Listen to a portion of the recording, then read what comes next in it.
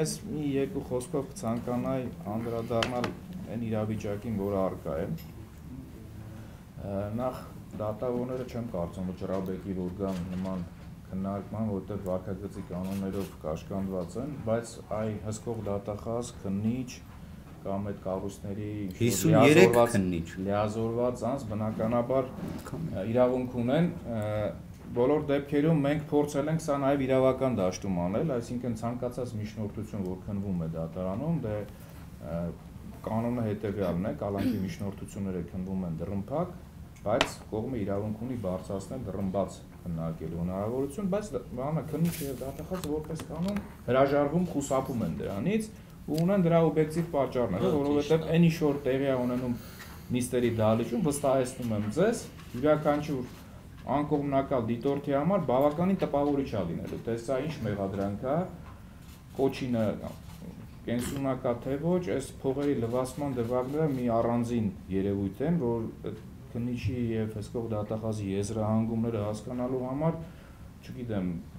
երևի վերապատրաստում է պետք, որովհետեւ այդպես չի լինում։ Տրամաբանության կանոններից էլ են դուրս, ոչ միայն իրավաբանությունից, ցավով եմ ասում, բայց այդպես է։ Այ ինչու ենք մենք հաջողել փողերի լվացման դրվագներով, որ դատարանները չեն կարողանում, չի ստացվում օբյեկտիվորեն ֆիքսել հիմնավոր կասկածը։ Պատճառը դրա որն է։ Կարծում եմ պատճառը նա է, որ մենք յուրաքանչյուր նիստով դատարաններին փորձում ենք ներկայացնել այն փաստարկները, որով նախաքննական մարմինը կամ վարույթի հանրային մասնակիցները փորձում են դատարանին ուղղակի մոլորեցնել։ Այս բառը մի քիչ տհաճ բառ է, բայց փաստ է։ Ընդ որում այդ մոլորեցման դեպքերը մեկ տասնյակից ավել են։ Կոնկրետ ցայտուն օրինակներ ենք ներկայացնել, որ հարգելի դատարան, տեսեք, այս մի բանը ասում է այսպես, դրա հիմքում որովհետեւ փաստական տվյալ չկա։ Այս մի բանը գնահատում է այսպես, բայց այդ եզրահանգումը օբյեկտիվ չի։ Ու դրանք բազմաթիվ են։ Փառք Աստծո, մինչև այս վերջերս, մինչև Վճռաբեկ դատարանի հայտնի դատական ակտի նոյեմբերի 13-ին 4 դատավորի մենք կարողացել ենք դա համոզել։ 4 դատավոր, որովհետև նաև այս վերջին երկարաձգման միջնորդության ժամանակ քննիչը նույն այդ սցենարով, նույն ավանդույթ արդեն դարձած մոտեցմամբ բերում է նույն մեղադրանքները, նույն փաստարկները, նույնիսկ այն դեպքում, որ այդ փաստարկների վերաբերյալ նիստի ժամանակ այնպիսի հարցադրումներ են հնչեցնում, նաև դատարանն է հնչեցնում, որ դրա պատասխան չկա ուղղակի։ Տրամաբանության շրջանակներում դրան պատասխան չկա։ Հիմա ասածս ինչ է, տեսեք, Վճռաբեկ դատարանի ինչքան էլ իմ նախկին գործընկերներն են, բայց մի որոշակի հատվածով կտորով անդրադառնամ դատական ակտին։ Մենք եւս բողոքարկել էինք Տիկին Մելիքսեթյանի ակտը, նաև որը որ անփոփոխ էր թողել դատավոր Դավթյանի դատական ակտը, այսինքն մենք եւս այդ ակտի հետ կապված որոշակի մտահոգություններ ունենք, անհամաձայնություն կար եւ ողջամտորեն նորմալ բողոքներ է գրել եւ ներկայացրել են Վճռաբեկ դատարան։ Ընդ որում մի մասը վերաբերում է նաև կոչի դրվագին, այսինքն դարձյալ հիմնավոր կասկածի հետ կապված ենթատեքստեր եւ կարծում եմ հավասարությունը կողմերի պահելու տեսանկյունով կարելի է երկու բողոքներն էլ ընդունել վարույթ եւ հանգել համապատասխան եզրակացության։ Այսինքն քննարկել, լուծել, հասկանալ հիմնավոր կասկածի շեմը կոնկրետ դեպքում փոխում ենք, թե նախկինում ինչ որ ձևավորվել է իրավական դիրքորոշումները մնում է նույնը, որովհետեւ եթե մերը մերժվում է դատախազի բողոքը ընդունվում է, մեր կանխատեսումը նա էր, որ ինչ որ նոր իրավական դիրքորոշում է դրսևորելու, այդ հիմնավոր կասկածի շեմը նվազեցնելու է եւ այլն եւ այլն։ Բայց արդեն որ փաստի առաջ էին կանգնել, որ բողոքը ընդունվեց գլխավոր դատախազի տեղակալի, այսպիսի մի դիմում միջնորդություն ուղեցինք Վճռաբեկ դատարանը, որ պատվարժան դատարան, տեսեք ասում ենք, առաջի երկու ակցիաներում մենք հաղթել ենք, չէ՞, մեր փաստարկները դատավորները հաստատել են, հիմա դուք մեր բողոքը չեք ընդունում, ընդունել եք գլխավոր դատախազի տեղակալի բողոքը։ Եվ այս վեճի առարկան փաստն է, ոչ թե իրավունքի հետ կապված հարցը, այլ հիմնավոր կասկած կա փողերի լվացման դեպքով, թե չէ։ Իսկ ինչպես գիտենք, Վճռաբեկ դատարանը երկու ռեժիմով կարող է բողոքները քննարկել։ Ընդհանուր կանոնը գրավոր ընթացակարգն է, բայց իրավունք ունի նաև կողմի կարծիքը հաշվի առնելով անցնել բանավորի։ Մեր խնդրանքը հետևյալն է, որ պատվարժան դատարան, եթե դուք ընդունել եք Վճռաբեկ բողոքը գլխավոր դատախազի տեղակալին ներկայացրած, ուրեմն խնդրում ենք ձեզ, մեր բողոքն էլ մերժել եք, ընդ որում մենք մեր բողոքում այդ նորից բանավորության հարցը, ընդհանցակարգի հարցը բարձրացրել ենք, որ քննարկեք բանավոր ընդհանցակարգով, պատրաստ ենք գանք ձեր հարցերին պատասխանել, պատրաստ ենք լսել նաև մյուս կողմին ուղղված ձեր հարցերը, պատվարժան դատարան, որովհետև այդ բանավորությունը անմիջականություն էապես փոխում է ամեն ինչ։ Մի բանա, որ դու փաստաթղթերը կարդում ես 7 հատորա թե 14 հատորա, մի բանա, որ դու կողմերին լսում ես, յուրաքանչյուր իր փաստարկը ներկայացնում է, քո հարցերին էլ պատասխանում է։ Եվ ինչ, հետաքրքիրն է, որ այս պարոն Վարդևանյանը, որ ներկայացրեց, ստանում ենք որոշման հրապարակումից 1 օր առաջ համապատասխան ըստ էության մերժումն է, որ գիտեք ինչ կա, գրավոր ընդհանցակարգով ենք անելու, դուք էլ ձեր որոշումը կարող եք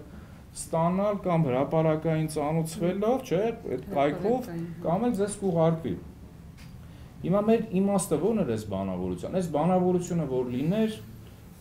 պարոն Ֆերոյանի առաջարկած այդ հրապարակային քննարկում, դիսկուրս, չգիտեմ, այս ամեն ինչը մեխանիկորեն վերանալ։ Ես վստահեցնում, եթե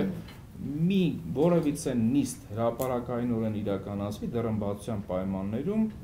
նույնիսկ լրագրող էլ չլինեն։ Կողմնակի, անկողմնակալ անձինք լինեն, ես ուղղակի չեմ պատկերացնում ինչ իրավիճակում են հայտնվելու վարույթի հանրային մասնակիցները, ինչ տպավորությունների տակ ենք հայտնվելու մենք եւ անկողմնակալ դիտողները, այսինքն այս մասով, որ գաղտնի է, դռնփակ է, չգիտեմ, բոլորը նախազգուշացված են նախաքննական տվյալների հրապարակման, այս պատահական չի, այս պատահական չի։ Ակտի վերաբերյալ դատարանի, վճռաբեկի, տեսեք, գրած է ուսումնասիրելով միջնորդությանը կից դատարան ներկայացված նյութերը, ես վստահեցնում եմ դատարան ներկայացված նյութերում որևէ ողջամիտ փաստական տվյալ չկա, որ Սամվել Կարապետյանը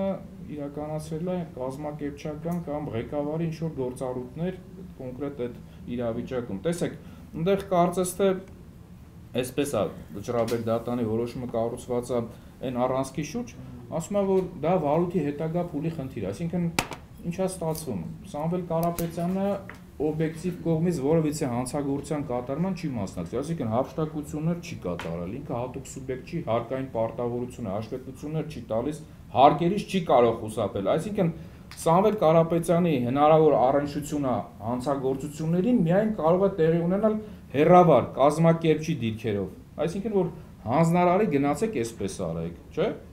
Էս է տրամաբանությունը։ Վճռաբեկ դատարանը այս իրավական դիրքորոշումը կարող է կիրառելի լինել այն դեպքում, եթե Սամվել Կարապետյանը ոչ միայն որպես կազմակերպիչ, անմիջականորեն մասնակցել որևիցե հանցագործության կատարման, ինքն էլ ձեռքի հետ, այնպես որ ասում ենք, ձեռքի հետ էլ կազմակերպել կամ ղեկավարել ցուցումներ տալ եւ այլն։ Այս դեպքում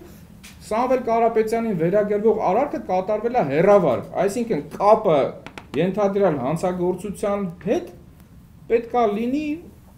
կազմակերպչի դիրքով, հանցակցության կոնկրետ տեսակի առումով։ Հիմա եթե դու վերագրում ես, որ սա վարույթի հետագա փուլի խնդիր է, ինչ է ստացվում, այսինքն ցանկացած հանցանքի համար մեկ ուրիշ անձի կարելի է դիտարկել որպես կազմակերպիչ, մեղադրանքի որոշման մեջ նշել կազմակերպիչ բառը առանց մեղադրանքի փաստական նկարագրությունը նշելու, զուտ կազմակերպչի մասով եմ ասում, եւ այդ մարդուն պահել տևական ժամանակ արգելանքի տակ, կալանքի տակ, մինչև նախաքննության ավարտը կամ չգիտեմ, մեղադրական վերդիկտ կայացնելը կամ արդարացման վերդիկտ կայացնելը։ Եթե դա նորմալ է, այստեղ իրավունքների հետ կապված խնդիր չկա, հիմնարար իրավունքների սահմանափակման ասելիքներ չկան, մեկնաբանելու բան չկա, բայց համենայն դեպս ես չգիտեմ, իմ համոզմամբ, եթե դատական ակտի, ուրեմն առաջնորդվում ենք դատական ակտի հիմնավորվածության եւ օրինականության այդ նվազագույն շեմը ապահովելու օրենսդրական պահանջով եւ համադրում ենք այս մի վարույթի հետ կապված առաջին այցյան վերաքննիչ վճռաբեկ դատարանի դատական ակտերը, իմ համոզմամբ ստորադաս դատական այցյանների դատական ակտերը առավել հիմնավորված ու պատճառաբանված են այս մասով, որովհետեւ փաստական հանգամանքները մարդիկ անմիջականորեն ընկալել են, հետազոտել են եւ գնահատել են, ինչը չենք նկատում վճռաբեկ դատարանի դատական ակտում։ Աբսուրդի դաշտից է, բայց հետ է, չգիտեմ, իրավիճակը դա է։ Ես շուտվանից այսպիսի այս որակի դատական ակտ պատճառաբանվածության եւ իգնորացիան մասով եմ ասում, ես չեմ նկատել։ Շուտ տարի 6 ամիս է փաստաբանական գործունեությամբ եմ զբաղվում, բայց ու նաեւ ինչն է խնդրահարույց, էլի կասկածելի նաեւ, որովհետեւ այդ կասկածելի հանգամանքները շատ են։ Տեսեք, Սամվել Կարապետյանը կալանքի տակ է։ Այդ ակտով, որ վիճարկվում էր Վերաքննիչի եւ Առաջինացյանի, կալանքի ժամկետը երկարաձգվել էր 2 ամսով։ Հիմա նման ակտի դեմ բերված բողոքը վարույթ ընդունելը ես չեմ կարողանում հասկանալ։ Ինչ նախադեպային դիրքորոշում չի փոխվել, ինչ-որ փաստական հանգամանք, փաստեր, նոր փաստ է հաստատել։ Նաեւ մենք մեզ դատարանը այնպիսի որոշում է կայացել, կարծես թե մեր դատավարական հակառակորդը լինի։ Ինչի համար եմ ասում, սա ոչ թե վերացական եմ ասում, այլ զուտ արձանագրում եմ։ Տեսեք, հղում է կատարվել փողերի լվացման եւ ահաբեկչության ֆինանսավորման դեմ պայքարի մասին Հայաստանի Հանրապետության օրենքի վրա Սամվել Կարապետյանի եւ որոշակի կազմակերպությունների եւ դրանց ղեկավարների փոխկապակցվածությունը հիմնավորելու տեսանկյունով։ Այդտեղից էլ գալիս է բխեցվում է, որ նաեւ կազմակերպիչ է Սամվել Կարապետյանը։ Հիմա միշտեր տեսեք, թե քննիչը, թե դատախազը փոխկապակցվածությունը կապել են հարկային օրենսգրքի 30-րդ հոդվածի հետ, այսինքն ասում են այս 30 հոդվածի զուտ հարկային օրենսգրքի 30 հոդվածի համատեքստում Սամվել Կարապետյանը փոխկապակցված է որոշակի տնտեսավարողների եւ նրանց ղեկավար աշխատակիցների հետ։ Հիմա հարց, եթե դատախազը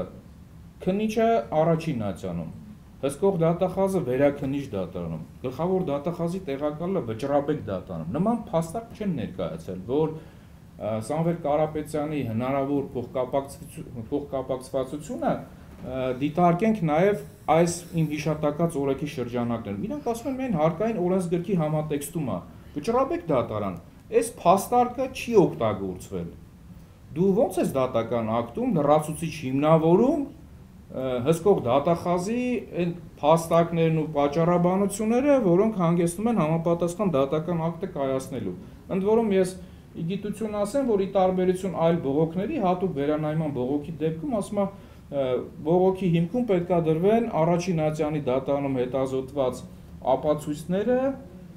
հիմքերը, փաստարկները ու նաև պնդումները։ Այս պնդումների մասը հատուկ վերանայման բողոքին բնորոշ հատկանիշ է, առանձնահատուկ հատկանիշ է։ Հիմա նման բնդում չեն արել վարույթի հանրային մասնակիցները։ Վճռաբեկ դատան, դու եթե այս հիմնավորումն ես դնում դատական ակտի հիմքում,